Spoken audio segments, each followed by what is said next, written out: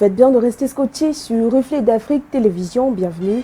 Parlons de l'éducation de base au Cameroun à l'ouverture de ce flash d'information pour dire que le budget relatif à l'exercice 2024 s'élève à plus de 285 milliards de francs CFA par rapport à l'année dernière. Il connaît une augmentation de 645 millions de francs CFA. C'est le 15 mars dernier que le professeur Laurent Serge Toudjingoa, chef de ce département ministériel, a procédé au lancement de l'opération à Bertois au cours d'un atelier ayant mobilisé les principaux acteurs de la chaîne de la dépense publique. Les exposés déroulés à cet effet ont également permis de prodiguer quelques conseils aux participants. Il s'agissait notamment de les amener à planifier les activités, de respecter le temps de l'exécution de la tâche, de faire recours aux procédures dérogatoires, d'éviter les dépenses imprévues et de respecter les lois et la réglementation en vigueur. Toujours au Cameroun, les activités de construction du port sec de Ngaoundéry vont bon train. Les responsables du secteur des douanes de l'Adamaou ont, en compagnie de ceux du ministère en charge des domaines, effectué le vendredi 15 mars dernier une visite sur le site qui venait de faire l'objet d'une levée topographique suivie du bornage. Pendant près de 3 heures, les troupes ont parcouru les différentes bornes placées sur une superficie globale d'environ 200 hectares au lieu-dit Beka Matari, situé à environ 10 km de la ville de Ngaoundéry. La suite des travaux prévoit la sécurisation matérielle du dit site par une barrière.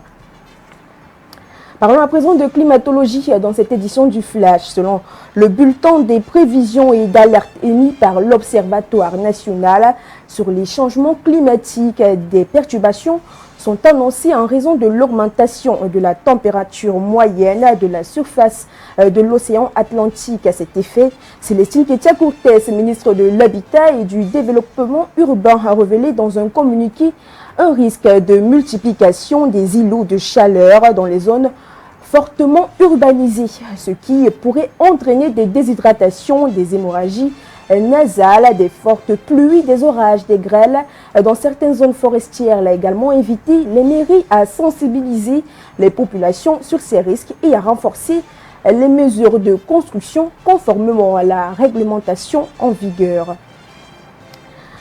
Et en République démocratique du Congo, Félix Tshisekedi vient de rétablir la peine de mort contre les militaires jugés coupables de trahison et les auteurs du banditisme urbain entraînant mort d'homme dans une circulaire signée par Rose Mutombo, ministre de la Justice. C'était le 15 mars dernier et le document explique clairement que cette décision vise à punir les actes de traîtrise ou d'espionnage qui nuisent à la République et aux citoyens. Car depuis la pénétration des rebelles du M23 dans l'est du pays et des dizaines d'opposants politiques et d'hommes d'affaires, des fonctionnaires et des soldats ont été arrêtés pour complicité avec le groupe de rébellion de majorité rwandaise. Notons que ce pays d'Afrique centrale avait déjà introduit le moratoire sur la peine de mort en 2003, mais celle-ci, elle n'a jamais été abolie.